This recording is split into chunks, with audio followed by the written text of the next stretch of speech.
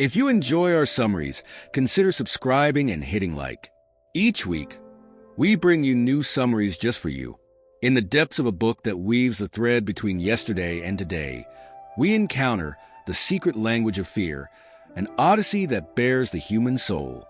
In the introduction to this enigmatic journey, Mark Wolynn weaves a narrative that transcends the skin and delves into the core of our experiences, our emotional inheritances that are often invisible but relentlessly present.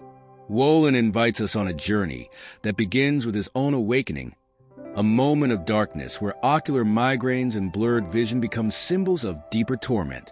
It is not just sight that is at stake, but the vision of his life, a metaphor for what we cannot, or perhaps do not want to, see. His personal story becomes the gateway to a broader exploration of family traumas, those inherited as an invisible but heavy legacy, traveling through generations, whispering secrets of fear, pain, and anxiety. The book plunges into the deep waters of epigenetics and neuroscience, illustrating how the echo of past tragedies resonates in our cells, in our being. Wolynn, with the skill of an alchemist, transforms science into poetry and poetry into healing. He guides us through the labyrinths of our family histories, showing us how patterns of fear and suffering are intertwined with our DNA, how the unspoken words of our ancestors shape our thoughts, emotions, and even our health. The author not only reveals his journey towards healing, but also provides a mirror for us to contemplate our own lives. He shows how fear can take different forms, how it can be inherited or adopted, and how we can end up living lives that do not belong to us, dominated by ancestral fears. With each page, the secret language of fear unfolds like a map that helps us navigate the murky rivers of family traumas, inviting us to heal not only for ourselves, but for those who came before and those who will come after. Wolynn offers his knowledge, his techniques, and most of all, his empathy, so that we can face and transform fear into something tangible, something we can understand and ultimately release. This book is a beacon in the night, a message of hope that resonates with the promise that although pain and fear may be part of our heritage, they need not define our destiny. With patience, courage, and understanding, we can find the keys to unlock the chains of the past and embrace a future of emotional freedom. It is an invitation to awaken, to heal, and to redefine what it means to live fully, freed from the shadows that have darkened our existence for too long. The second chapter of This Pain Is Not Mine plunges the reader into the depths of the impact and persistence of family traumas. The author, Mark Wolynn, unravels how the echoes of traumatic events reverberate through generations, unconsciously shaping the lives of descendants. The stories of Jesse, marked by insomnia that mirrored the tragedy of an uncle he never knew, and Gretchen, whose depression and anxiety were rooted in her grandmother's experiences during the Holocaust, are poignant examples of how unexplored family pasts can manifest in the present. Through personal stories and scientific evidence, Wolynn illustrates how traumas can be biologically transmitted, leaving imprints on our genes that may activate later in life. He cites Professor Rachel Yehuda, whose studies on post-traumatic stress in Holocaust survivors and their children have shown that traumas can have transgenerational biological effects, altering levels of hormones like cortisol and influencing our susceptibility to PTSD and other stress-related disorders. The narrative reveals a fascinating perspective on cellular biology and how the precursor cells of eggs and sperm can harbor traumatic marks, thereby influencing future generations. Wolynn argues that we inherit not only physical traits from our ancestors, but also their unresolved fears and pains, which can emerge as symptoms in our lives. However, he also presents a hopeful vision. By recognizing and understanding these hidden legacies, we can begin a healing and liberating process for ourselves and future generations. Far from being a mere compilation of facts, this chapter is an invitation to explore our own family history, to recognize and confront the hidden traumas we carry, and to transform our understanding of ourselves and our families. It is a narrative that not only informs, but also inspires us to look beyond superficial symptoms and seek a deeper understanding of our experiences and emotions. The second chapter of This Pain Is Not Mine immerses us in the powerful ocean of emotional and biological inheritance that flows through generations, forming what Mark Wolynn calls the family body. The passage reveals how we are connected to our past generations long before our conception, how the eggs and sperm that will form us are already present and marked by our ancestors' experiences. We are presented with a landscape where the thoughts, emotions, and experiences of our forebears and their forebears before them influence our physiology, psychology, and biology from conception and throughout our lives. Wolynn cites Bruce Lipton and Rachel Yehuda, whose studies advance our understanding of the impact our mother's emotional states during pregnancy can have on us. We are told that the nutrients and hormones that cross the placenta not only nourish, but also transmit emotional information, which can pre-program our responses to the outside world. The chapter explores how epigenetics, the study of heritable changes in gene function that do not involve alterations in the DNA sequence, offers a new perspective on how traumas and stress are inherited. We are shown that genes provide not only a physical blueprint, but also an emotional and behavioral one, and how the traumatic experiences of our ancestors can mark our genes and affect our physical and emotional health. The impact is profound and extends beyond the immediate family. Children of individuals with post-traumatic stress disorder can develop secondary PTSD, experiencing their parents' trauma through similar symptoms. Depression, anxiety, and suicidal tendencies can, in part, be legacies of past generations' trauma. This transgenerational effect is reflected in examples from various communities and historical periods, from Holocaust survivors to Native American youth facing alarming suicide rates. Wolynn uses animal research to show how the effects of inherited stress can be studied and understood, given its relevance and similarity to humans. These studies reveal that traumas and stress can lead to chemical changes in the blood, brain, and reproductive cells, affecting behavior and emotions in future generations. In summary, the chapter invites us to consider the power of the invisible inheritance within us and how the echoes of our ancestors' lives resonate in our own existence. Wolynn offers not just a reflection on family legacy, but also on how we can begin to unravel and heal these inherited patterns, offering hope for liberation and transformation through understanding and conscious action. The third chapter of This Pain Is Not Mine is a journey into the heart of the family psyche, where Mark Wolynn explores the intricate ways in which traumas and emotions are transmitted across generations. The narrative becomes a personal story intertwined with scientific research and psychotherapeutic theories, revealing how our connections to our ancestors are more than just an inheritance of physical traits or past memories. They are emotional experiences that shape us even before we are born. Wolynn shares the story of his own family, marked by loss and absence, where the echoes of his ancestors' traumatic experiences resonate in subsequent generations. With each word, the author unfolds before us a tapestry of memories, pain, and healing, where biology and emotion are inseparably intertwined. It is revealed how the loss of maternal care and the unresolved traumas of our parents can affect the way we relate and raise our own children. At the heart of the chapter lies the work of psychotherapist Bert Hellinger, who proposes that we share a family consciousness that binds us to our lineage. Hellinger suggests that unresolved traumas, such as the premature death of a loved one or an act of rejection, leave imprints on the family that can manifest in descendants in unexpected and often painful ways. The legacy of past sufferings transforms into patterns that are unconsciously repeated, leading later family members to live experiences similar to those of people they never knew. Wolynn uses his family story to illustrate how inherited traumas can lead individuals to relive the destinies of their ancestors, often without realizing that they are purging the mistakes or sufferings of the past. He recounts how his mother's feelings, marked by the absence of love in her upbringing, affected his ability to emotionally connect with his own children. The chapter not only immerses the reader in the depths of family legacy, but also offers a ray of hope, the possibility of healing through active imagination and the transformative power of healing images.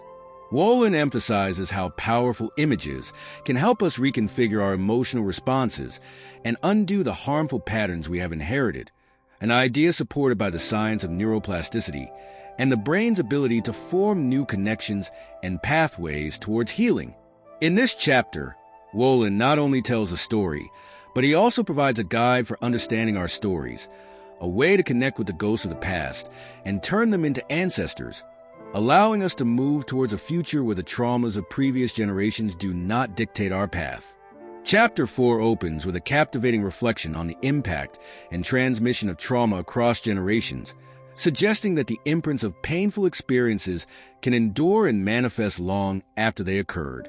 This section unravels the notion that persistent mental and physical health issues, such as depression, anxiety, and chronic illnesses, may not solely stem from an individual's direct experiences, but also from the untold stories of their ancestors.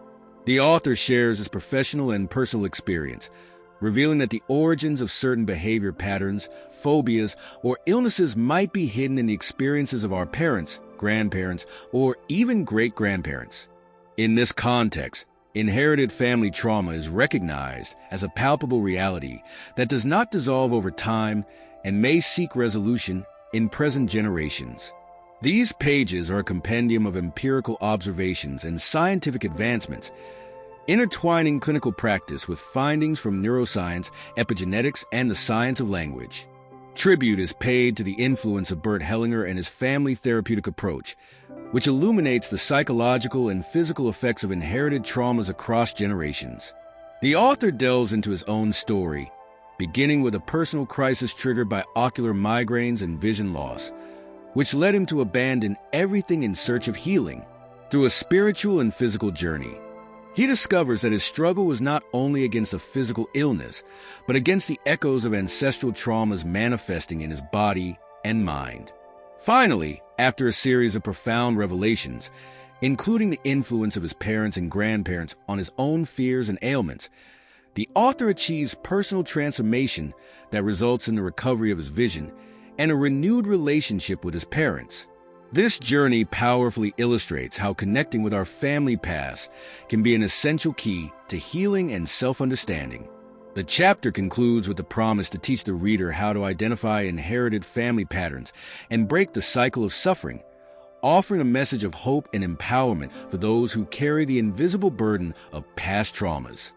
In the depths of the 5th chapter, titled The 4 Unconscious Themes, we delve into an exploration of the untold secrets that pulse beneath the surface of our lives, like underwater currents influencing the course of our relationships and health. Mark Wolynn, the author, guides us through the murky waters of familial bonds, revealing how the traumatic experiences of our forebears can leave us anchored in patterns of behavior and emotional reactions that seem to have little to do with our own direct experiences. The chapter delves into visualizing the mother and her history, a technique for understanding how her past and her wounds may be reflected in us. We are invited to approach our parents with compassion and to take responsibility for healing our own relationship with them, rather than expecting them to change. We see how the quality of our relationship with our parents can affect our health, with studies from Harvard and Johns Hopkins supporting this connection. An illustrative example is Tricia, whose failed relationships were a reflection of her unresolved relationship with her mother. Through her story, we discover how patterns of disconnection and lack of love can perpetuate across generations. The chapter also explores the possibility of an early disruption in the bond with the mother, which can manifest in a variety of relational problems in adulthood. We are encouraged to investigate our family history for events that may have affected our mother's ability to connect with us during our formative years. In the narrative of negative childhood memories, Wolynn describes how we tend to remember painful moments more than comforting ones, and how this can be a survival mechanism.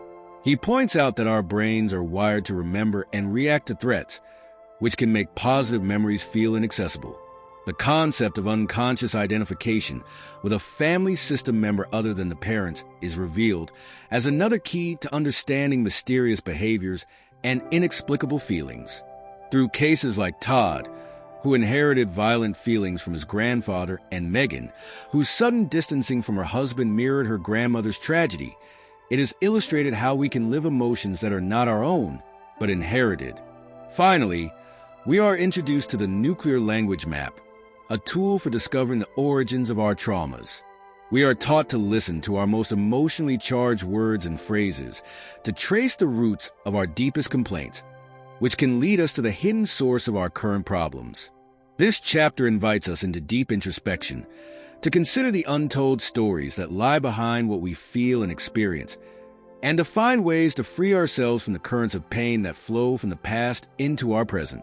Chapter 6 of This Pain Is Not Mine delves into the core complaint, a concept Mark Wolynn uses to describe the recurring words and phrases we articulate in moments of fear, pain, or anxiety that may have deep roots in the unresolved stories of our family.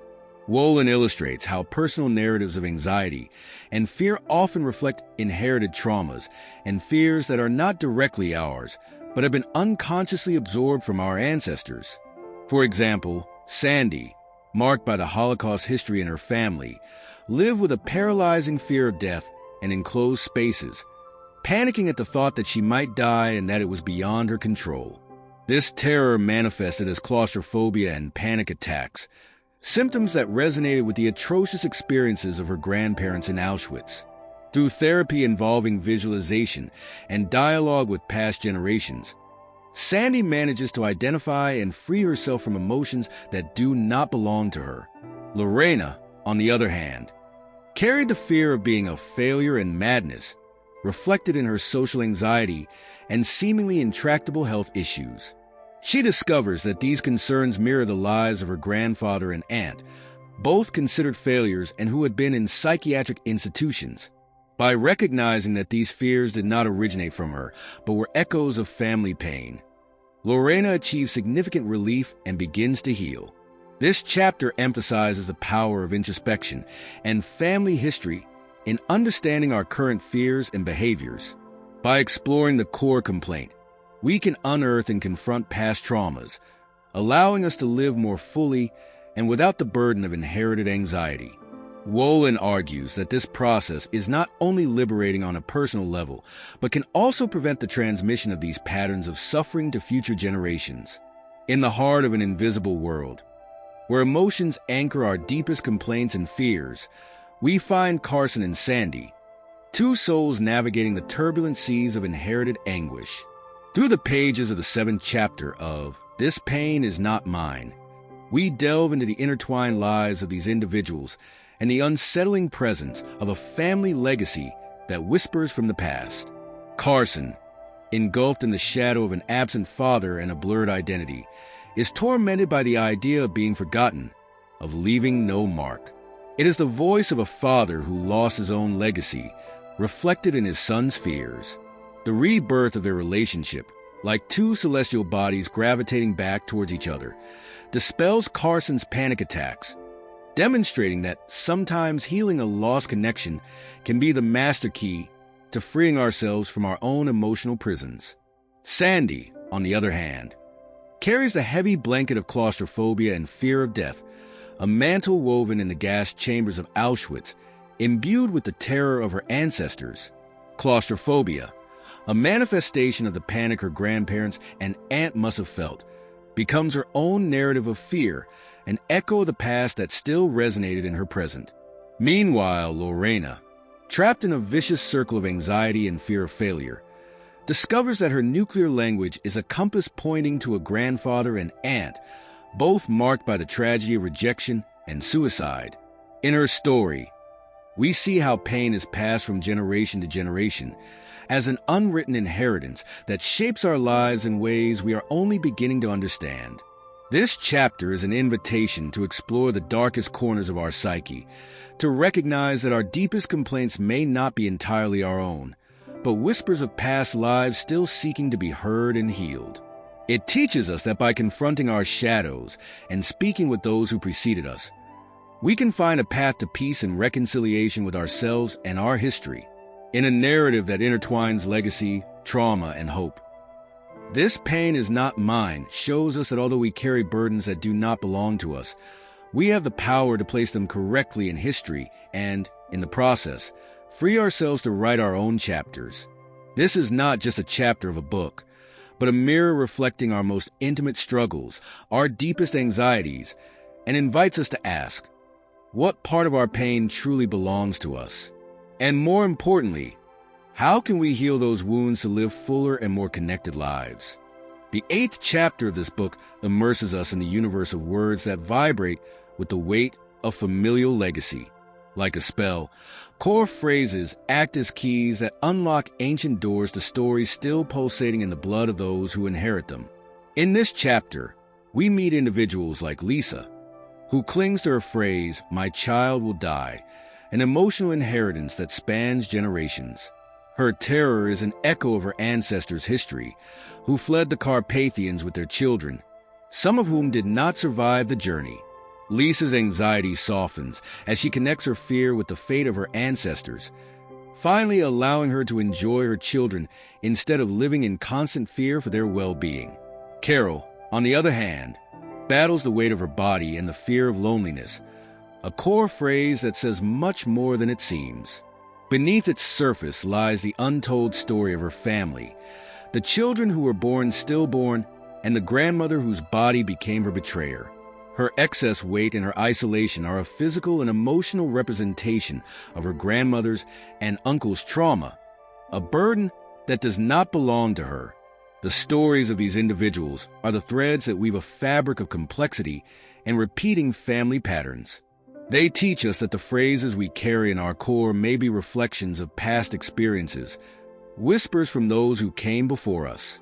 The narrative guides us through the process of identifying our own core phrases and encourages us to ask, whose words were these first? Who in our genealogical tree lived an experience that now resonates in us? It is a call to search our family histories, to recognize the wounds that still need healing. The essence of this chapter is clear. Facing past pain can be the path to our own liberation. It invites us to explore the possibility that not all our fears belong to us and that, by returning these fears to their original owners, we can lighten our own emotional load. At the end, the chapter leaves us with a powerful question. What core phrases do we carry within, and how can we transform them to heal not only our own lives, but also those of future generations? It reminds us that although we carry the pain of our ancestors, we also carry their strength and resilience. History may be the map that guides us, but it is not our destiny. In the 9th act of This Pain Is Not Mine, we discover the nuclear trauma, that epicenter of family wounds that transmit from generation to generation like invisible lightning, marking the path of descendants. The author takes us by hand through the labyrinths of memory, where we meet characters like Claudia, who, terrified of enclosed spaces, discovers that her claustrophobia is an echo of her mother's during the Civil War. Claudia's resolution comes as she faces that ancestral fear, breathes through it, and ultimately frees herself. Another case is Miguel, whose anxiety attacks seem to have no cause until the trauma of his grandfather, a soldier who experienced anxiety on the battlefields, is unveiled. Miguel learns that his own body is a battlefield, where old wars still resonate, and that by recognizing this, he can begin to make peace with his past. The narrative of this chapter is a hymn to resilience, a map to navigate the dark waters of our emotional heritage. Here, the author invites us to be detectives of our own history, to search among the rubble of past battles, not to stay there, but to pick up the pieces and build a healthier future. Through stories like those of Claudia and Miguel, it is revealed that within the depths of what we call trauma, there are seeds of healing. And although our wounds may be ancient and deep, so too is our capacity to heal them. Chapter 9 is a song to the possibility of change, a reminder that although we carry burdens from the past, each one of us has the strength to break free and, in the process, free future generations. It teaches us that healing is not just a personal act, but a gift to those who will come after us, and that with each step toward our liberation, we are honoring those who preceded us and paving the way for those who will follow. After delving into the intricate pathways of emotional heritage, This Pain Is Not Mine leads us toward a new dawn in Chapter 10. Here, the journey of understanding transforms into a journey of integration, where revelations from the past are woven into the tapestry of the present, not only to be seen and understood, but to be lived anew. As we progress along this path, the reader encounters the power of bridge questions, those inquiries that, like master keys, open the doors to forgotten family dramas, allowing us to honor and release the echoes of pain resonating in our own lives. The stories of those who came before us, seemingly lost in the shadows of time, begin to shine under a light that clarifies and heals. The narrative introduces us to the genogram, a visual map that invites us to trace the lines of our heritage, highlighting not only genealogical connections, but also the emotional and traumatic ones that have shaped our being. We are encouraged to delve into our roots, to recognize those who, though absent, have left an indelible mark on our existence. The author guides us through exercises of reflection and visualization, where we see ourselves conversing with our ancestors, offering them a place of honor in our lives and promising them that their suffering has not been in vain. Through these practices, we are led to a place of deep understanding and empathy, where the invisible ties of love and trauma become threads of healing and growth. This chapter is a dance between what was and what will be, a step forward in recognizing that each of us is a river whose waters are made up of countless currents flowing from the past. It teaches us that, by embracing our stories with love and understanding, we can transform our pain into a bridge to a more authentic and meaningful life.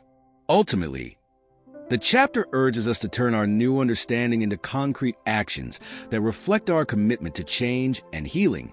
It is a call to live fully, honoring the lives of those to whom we owe our existence, and to make the integration of our past an act of love and courage in our present.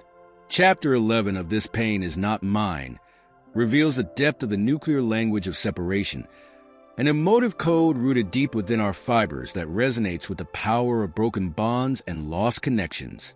In the dance of unspoken words, the text introduces us to the life of Randy, who, after discovering his father's war trauma, understands his emotional reserve and reconciles with him, no longer expecting more than his father could offer. Randy's empathy dissolves years of misunderstandings, showing us that understanding can be the balm that heals old wounds. The chapter unfolds like a tapestry woven with threads of pain and love, where we are presented with healing phrases, key words to unlock the heart and mind. It is a call to action for those who have maintained an emotional distance from their parents, a set of carefully chosen words to reconnect with parental love, whether in their presence or absence. The story of Wanda, marked by sadness and loneliness, shows us how misguided perceptions can distort our relationships. Her mother, affected by a painful past, could not provide Wanda with the warmth she needed. Wanda carried the burden of a misinterpretation all her life, until understanding illuminated her perception and led her to seek her mother's affection before it was too late. The anxiety of Jennifer and Kelly's trichotillomania are tangible examples of how early separations from our maternal figures can leave us adrift in a sea of uncertainty. The nuclear language these women carry revealed a longing for connection and a deep sense of abandonment, but also offered a map towards internal healing. The author invites us to recognize our own nuclear phrases, to uncover the roots of our hidden emotional language. It is a journey inward, where we are encouraged to identify and transform the words that have defined us to rebuild our most essential bonds. This chapter is a journey to the heart of human connection, teaching us that, although our relationships may be marked by distance and silence, the bridge to reconciliation can be built with healing words. It reminds us that the language we use, both towards ourselves and others, has the power to transform trauma into a pathway towards acceptance and love. Chapter 12 of This Pain Is Not Mine unravels the delicate fabric of couple relationships, focusing on the nuclear language we often use unknowingly, the result of familial wounds and inherited behavioral patterns. This part of the book takes us deep into our capacity to love and be loved, revealing how family dynamics from the past can become the subterranean currents shaping our current relationships. Dan and Nancy, a couple grappling with emotional emptiness and disconnection, reflect the unresolved stories each carries from their family of origin. Through Dan's story, we see how a son can become the emotional savior for a wounded mother, inadvertently usurping the role of an absent or incapable father, and how this dynamic can repeat itself in adult life, creating barriers in his marriage. Nancy, on the other hand, finds herself in a transgenerational repetition of marital dissatisfaction, where the women in her family perpetuate a cycle of emotional disconnection with their partners.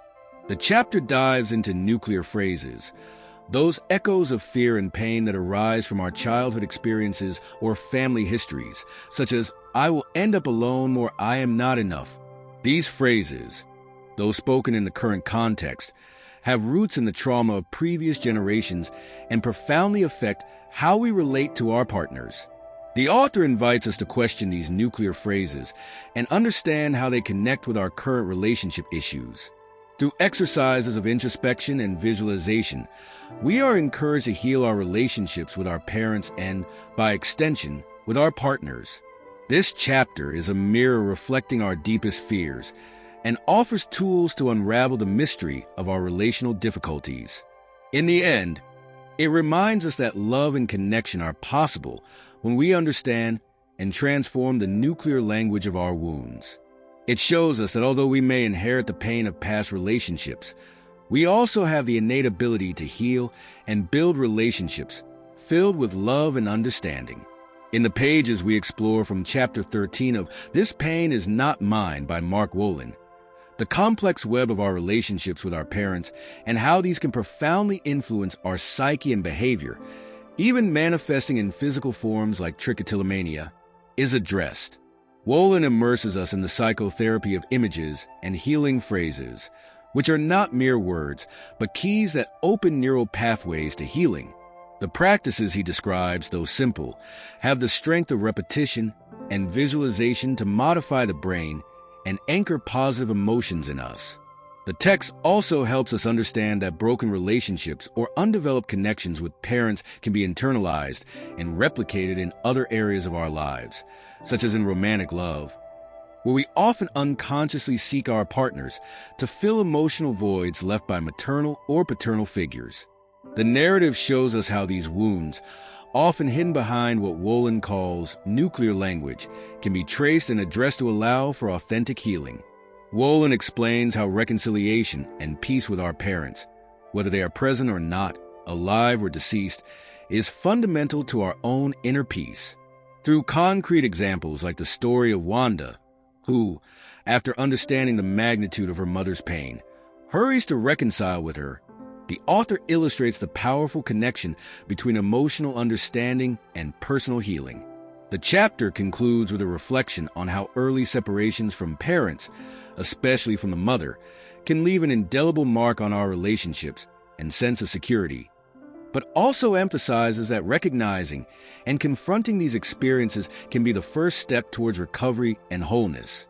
Chapter 14, titled The Medicine of Nuclear Language, opens a window to a dimension where words are not mere vehicles of communication, but catalysts for deep healing and understanding. Through the pages of this chapter, it is revealed that ailments of the body and mind can be intrinsically linked to the unspoken words, untold stories, and unrecognized truths that reside at the core of our being and in the connective tissue of our familial relationships. The author takes us on an introspective journey, showing us how nuclear language, the personal and familial language that resides in the depths of our unconscious, can hold the key to unraveling and alleviating the traumas that afflict us. Through exercises and reflections, we are invited to explore our own nuclear language, to identify those linguistic patterns we repeat unconsciously that reflect the unhealed wounds of past generations. This section of the book is not just a chapter, but a written therapeutic session that challenges us to be detectives of our own psyche, archaeologists of our family history, and ultimately, healers of our own lives. With moving examples and startling revelations, we are shown that sometimes the answers we seek externally have always been coded within us, waiting to be deciphered through the medicine of nuclear language. Thus, the medicine of nuclear language stands as a beacon of hope, illuminating the path to intergenerational healing and holistic well-being, reminding us that in the words we choose to narrate our story may lie the balm to heal our deepest afflictions. You have finished this audio summary. If you liked it, consider subscribing, commenting, and liking. Every week, new summaries for you.